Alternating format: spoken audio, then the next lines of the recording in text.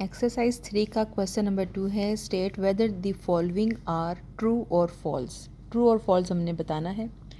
पहले हमारे पास क्या है 0.5 इज इक्वल टू 50/100 कि ये आपस में ये 0.5 50/100 के बराबर है कि नहीं है, ये अभी हम देख लेते हैं। 0.5 है, इसका मैं ये डेसिमल हटा दूंगी तो नीचे 1 और यहाँ पर 0 आ जाएगा, तो ये असल में क्या बन रहा है 5/10 बन रहा है। ठीक है, लेकिन हमें 50/100 दिया हुआ है तो कोई बात नहीं, अगर मैं ऊपर भी 10 से मल्टीप्लाई और नीचे भी 10 से मल्टीप्लाई कर देती हूँ, 10 से मल्टीप्लाई एंड डिवाइड करके ये मेरे पास क्या आ जाता है 5 multiply with 10 is equal to 50 and 10 multiply with 10 is equal to 100, क्योंकि 50/100 बिल्कुल 5/10 के बराबर है।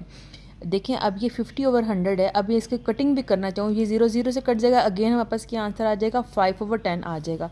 इसका मतलब है कि 5/10 बराबर है 50/100 के और ये बराबर है हमारे पास 0.5 के। ये हमारे पास ट्रू है। ठीक है, अच्छा दूसरा हमारे पास क्या है 137/10 इज़ इक्वल टू 1.37। इसके दो तरीके हैं, आप इसको ऐसे भी देख सकते हैं सिंपल। आप अगर हम लोग इसके राइट हैंड साइड भी देखें तो ये देखें 1.37 है, अगर मैं इसका डेसिमल हटा दूं तो नीचे 100 आता है, जबकि वहाँ यहाँ पर क्या है 137/10 है। 137/10 इज़ नॉट इक्वल टू 137/100।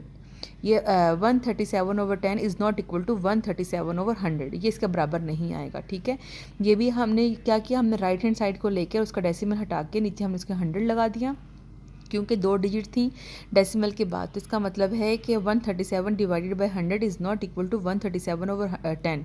ठीक है जी, ये तरीका भी है। और दूसरा तरीका ये था कि आप 137 को अंदर रख लेते और 10 से हम इसको डिवाइड करके देख लेते। 10 1 टाइम इज़ 10 आ जाता, 3 एंड 7 10 3 टाइम इज़ 30 आ जाता, 7 आ जाता, फिर यहाँ पे पॉइंट आ जाता, फिर हम यहाँ पर 7 के साथ हम ये 0 लगा देते और 10 7 टाइम इज़ 70 आ जाता। तो क्या हमारे पास बन रहा था 13.7। इसका मतलब है कि ये दोनों इक्वलेंट नहीं हैं, तो ये हमारे पास क्या आ गया, ये हमारे पास फॉल्स है। ठीक है, अच्छा जी नंबर 3 है 345% इज़ इक्वल टू 3.45। ठीक है, इसको भी हम कैसे कर लेते हैं, 345% का मतलब है 345 डिवाइडेड बाय 100।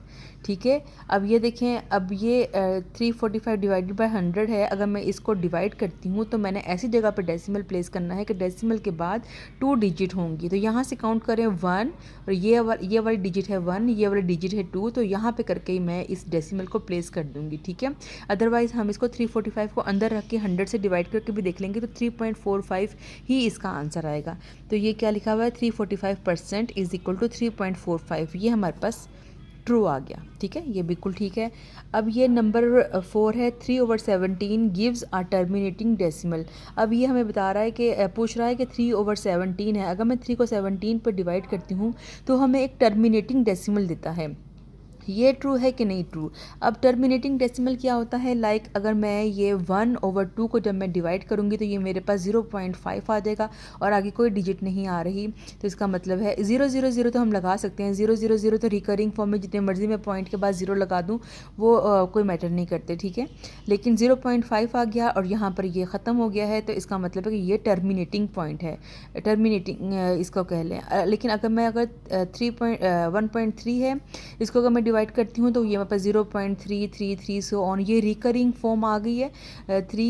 0 के अलावा रिकरिंग फॉर्म में 0.333 है, ये 333 जो सा है ये अदर देन 0 है। ठीक है ना, तो इसका मतलब है ये नॉन टर्मिनेटिंग है, non terminating and recurring form है। ठीक है, तो इसी तरह से अगर हम लोग ये पाई की वैल्यू देख लें, पाई की वैल्यू देखें तो वो 3.14 सो ऑन चली जाती है, ये भी नॉन टर्मिनेटिंग है, इसमें भी कोई डिजिट आगे जाकर रिपीट या फिर टर्मिनेट नहीं होता। ठीक है, लेकिन हमें ऐसी एक डिजिट दी होगी तो क्या हम उसको क्या पूरा डिवाइड करेंगे, नहीं, उसके लिए एक शॉर्ट फॉर्म हम लोग देख लेते हैं। जस्ट आप 17 के जो डिनोमिनेटर है आप उसके फैक्टर देखें, क्या क्या फैक्टर बन रहे हैं, 1 आ रहा है इसका and 17 is the prime number और 17 ही आ गया। ठीक है, अगर इसके फैक्टर्स में ये जो फैक्टर्स हैं, अगर इसके फैक्टर्स में 2 नहीं आ रहा, 5 नहीं आ रहा, या 2 और 5 दोनों मिलाकर नहीं आ रहे, या खाली 2 ना आए या खाली 5 ना आए, तो इसका मतलब ये है कि वो नॉन टर्मिनेटिंग होगा, ठीक है। यानी कि मेरे कहने का मतलब ये है, लाइक अगर ये 15 है मिसाल के तौर पर, 15 के हम लोग फैक्टर बनाते हैं तो ये 1, 3, 5 एंड 15 आ गया। तो इसमें ये 5 आ गया ना एक दफ़ा, इसका मतलब है कि ये क्या है, ये टर्मिनेटिंग है। बाकी तो आ सकते हैं, और भी फैक्टर आ सकते हैं, लेकिन ये एक दफ़ा 5 आ गया, इसका मतलब है ये टर्मिनेटिंग है। लाइक अब इसी तरह से ये 4 है, 4 के अगर हम फैक्टर देखें तो ये 1, 2 एंड 4 है, इसमें ये एक दफ़ा 2 आ गया, इसका मतलब है ये टर्मिनेटिंग है।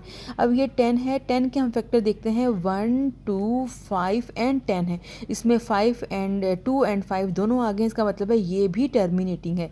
लेकिन अब हम लोगों ने 17 के जब फैक्टर बनाए तो जस्ट वो 1 एंड 17 आया, इसमें कहीं पर भी 2 नहीं आ रहा एंड 5 नहीं आ रहा, तो इसका मतलब है ये नॉन टर्मिनेटिंग है। तो ये क्या हो गया, इन्होंने कहा हुआ है कि this is a terminating decimal, जबकि ये क्या हो गया, ये हमारे पास हो गया है फॉल्स हो गया, ठीक है, ये फॉल्स है इसका आंसर, ठीक है। अब ये देखें 23.69 is rounded off to the nearest whole number. Nearest whole number इसका क्या बनता है, 24 वो कह रहा है।